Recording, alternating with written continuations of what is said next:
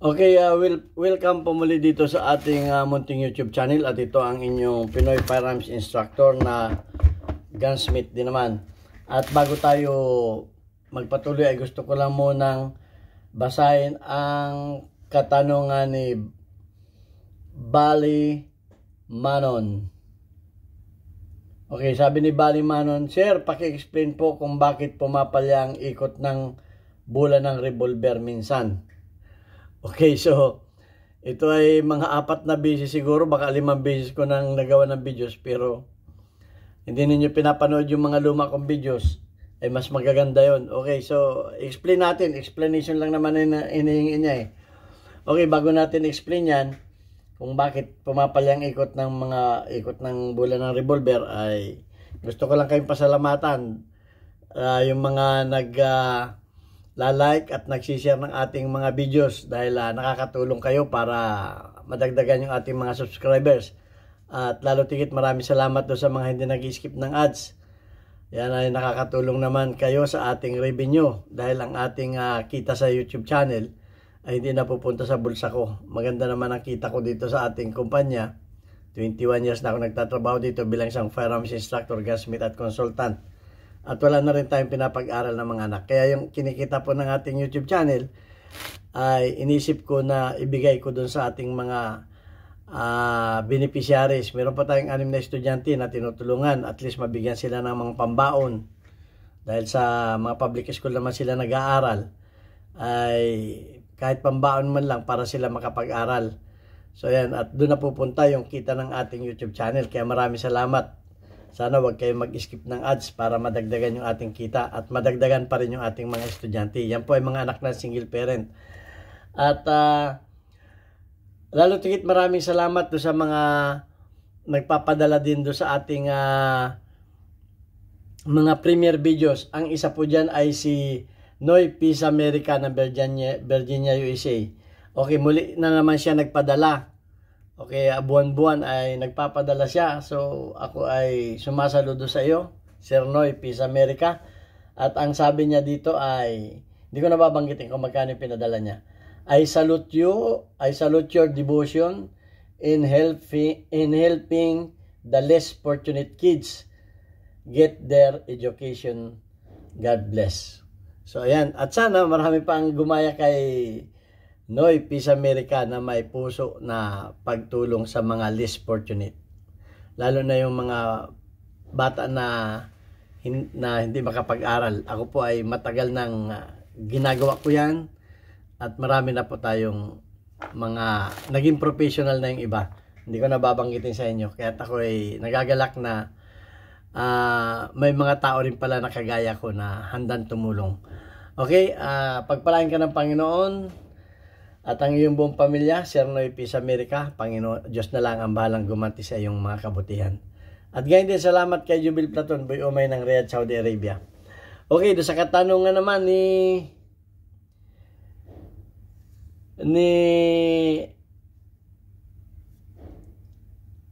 Bali Manon JB _ GS, hindi ko mabasa. Okay. Bakit daw yung check muna natin. Pag tayo mawak ng baril, laging check ang mga revolver. Minsan ay check natin to. Ay pumapalyang ikot. Unang-una ay check natin kung freewheeling ba. Okay. Baka naman kasi sumasabit kaya ayaw umikot minsan. So pagka ganyan ay dapat yan pagka kinakalabit, ito ay walang single action. Dapat yan umiikot. Okay? Kada taas ng hammer yan umiikot yan. So bakit daw pumapalya? Okay, gaganyanin ninyo. Bakit pumapalya? So unang-una diyan, titestingin muna ninyo ng walang bala. Walang bala muna. Bakit kanyo walang bala? Minsan kasi pag may bala na, may mga bala na makakapal yung may makakapal yung labi, makakapal yung ganito ito makakapal. May mga bala na ganon. Ay minsan yung bala ay sumasaya dito. sumasaya dito yung bala. Okay, yung itong likod ng bala na ito sumasayad. So minsan ay may ganon na mga pangyayari. May namimili ng bala. So isa 'yan. Ang isa pa ay tingnan niyo yung gap ng dito. Yung gap ng barrel at saka ng cylinder, yung dito kung nasisilip naman niyan. Dapat 'yan ay yung pinakang minimum niyan ay kasing kapal ng papel dito. Pag malaki ang kawang naman, sobra naman yun. Yung isa natin video, yung side blast ang mangyari. So dito, pag yan ay nakadikit, ay sasabit yan. Mahirap umikot. Ang isa pa, kakalugin ninyo yung bula pa ganun. Kung may kalugyan, dapat walang kalugyan pa ganun. Steady. Kasi minsan yung bula, naglalaro pa ganun-ganun. Okay, gumaganon-ganon yung bula, minsan sumasabit. So, at kung ang inyong baril ay paltik, ay nako, ay sasakit ang ulo ninyo dyan. Dahil dyan din sumakit ang ulo ko, pero dyan ako natuto. Okay yan kung pag-aaralan ninyo, pero kung inyong pang-home defense yan, huwag na ninyo yung asahan. Okay ang mga paltik, kung pag-aaralan ninyo, gusto lang ninyong matuto, in-advise ko yan. Pero kung yan ay pang-home defense ninyo, ay hindi man yan reliable. Baka kung kailan ninyo kailangan, saka din doon yan o hindi umikot ng bula. Ang tawag namin yan ay tika-tika. Okay, so yan. Ano nga ba yun ang mga unang mga dapat ninyong malaman. So para natin ay magbukas na tayo ng isang revolver na may sira na. Okay, ito.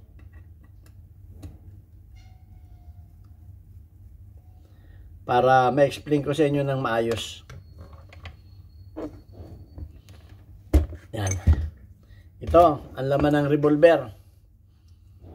Kung makikita ninyo ito yung tinatawag na hand.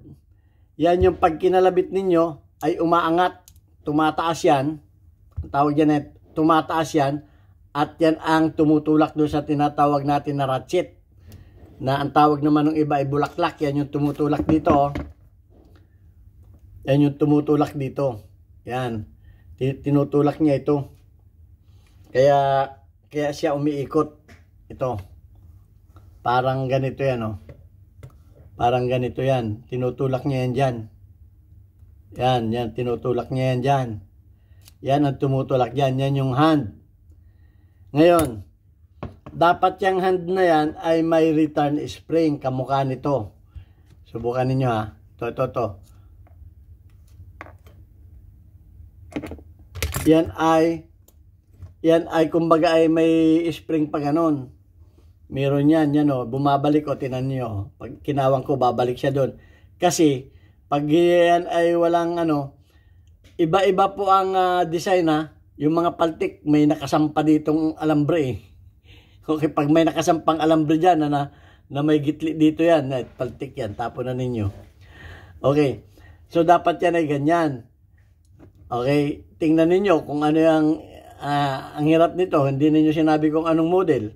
Ay di wala tayong manghula tayo. Dapat yan gumaganyan, bumabalik. Dahil kung yan hindi bumabalik, ay kakabyos yan, aatras yan. Pag umatras yan, hindi na ikot ang bula. Kasi dapat yan nakapasulong na ganun. Ayan Yan. Kasi nga, pag yan ay kinalabit natin, umaangat yan yun, umangat, tumaas. Pag kinalabit, bababa. Pag kinalabit na naman yan, yan, tumataas. So yun ang nagpapa-ikot. Ano pang isang problema? Pagka itong ratchet niya o bulaklak niya ay alinman dito, kung 6 ang butas niyan, mayroong 5 shooter, to 6 shooter, mayroong 8, ay dapat itong mga ganito ay walang sira. Kasi pag yan ay may kaunting sira dyan, kakalas yung hand niya. Kamukha nito pakita ko sa inyo. May sirang isa ito Ito. Kung makikita ninyo itong isa, ayan may tama. May tama yun Yun. Kaya ito ay hindi pa nagagawa. Ayan Yun, may tama yun. Yung iba wala. Ayan Dahil dyan yan Diyan yung hand na yan, tumutulak. Yan. Pagka meron tama yan, ay kakabyos. Okay, so, yan naman ay nare-repair naman yan. Ang pinang-wielding ko dyan ay TIG weld. Kasi kung acetylene, sobrang magbabaga naman yan. At yan ay tatanggalin ninyo siyempre. Babaklasin ninyo yan.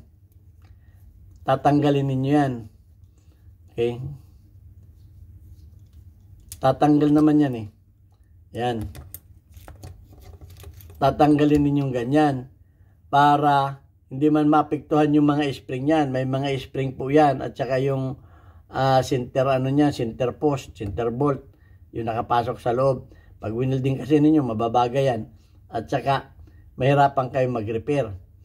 Okay. So, ang pinagre-repair dito ay end mill. Okay, ang sabi naman ninyo ay explain lang. O, end mill ang pinagre-repair dyan.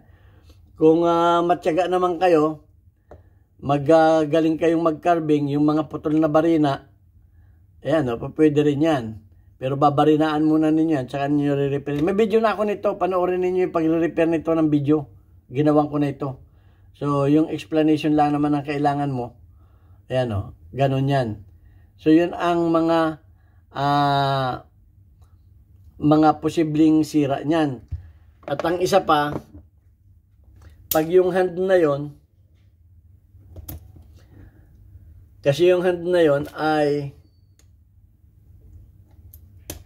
yung hand na yon, ito yun yung hand na yun eh. Pag napudpud na yung dulo niyan, yan, pag napudpud na yung dulo niyan, kasi matalas din yung dulo niyan, parang tuka yan. Hindi ako nakapaglabas ng isa eh. Ayan. Pag yan ay napudpud na, o nabilog na yun, kumakabyos na rin yun. So, dapat yun ay nasa ayos din. Nare-rebuild din yan. Ang pinang-re-rebuild ko sa dulo niyan ay yung mga spring wire ang pinandudugsong ko dyan. Para matigas. Dapat matigas na materialis to. Para hindi agad mapudpud. Ay yung mga paltik, kung anong lata-lata lamang na bakal ang ginamit. So, malambot, mga nakasampung putok, pudpud na, ay disposable na. Yan ang ano. Okay. So, mababas na naman tayo niya ng mga paltik na gumagawa. At, inuulit ko, ang mga gumagawa naman ng paltik ay hindi naman iisa lang. Marami sila. Mayroong magaling gumawa at mayroon namang talagang wala na akong masabi. Marami sila. Sasabihin na naman ng iba dyan, ay wag mong pintasan yung mga magagaling na ano. Marami pong magagaling dyan, pero marami rin diyang ispalinghado. Marami. Dahil ang akala nung iba, ay kung nakabili siya ng magandang klase, ang lahat ng Danau ay magaganda. Meron talagang magaganda dyan, yung mga tinatawag na class A, gumamit ng magagandang materialis. Ay yung iba, na gusto lang magkapira, ay di pupulot lamang yan sa junk shop, para hindi na gumastos ng mahal. Ganun yan. So, dyan tayo nababas ng mga ng mga may paltik eh. Meron talagang dyan, mahinang klase. At meron din naman talagang magandang klase rin. Hindi lahat. Akala kasi nung iba, pag Danau, isa lamang ang gumagawa. Ang dami po niyan, baka hindi lamang 50 na mga gumagawa dyan. Halos bahay-bahay dyan nga gumagawa eh. Bakit ko alam? Yung dalawa kong kasama dito, tagagawa dyan eh. Yung isa nga, nag-resign na eh. Dahil may edad na, 70 years old na. Kaya alam ko yan. Meron talaga dyan, pupunta sa bundok. Dala-dala lang mga scrap. Kikil, martilyo, gato. Ang pambutas pa nila yung ginaganon. Wala silang kurente doon. Kakagawa sila. Ang gagaling. Yun.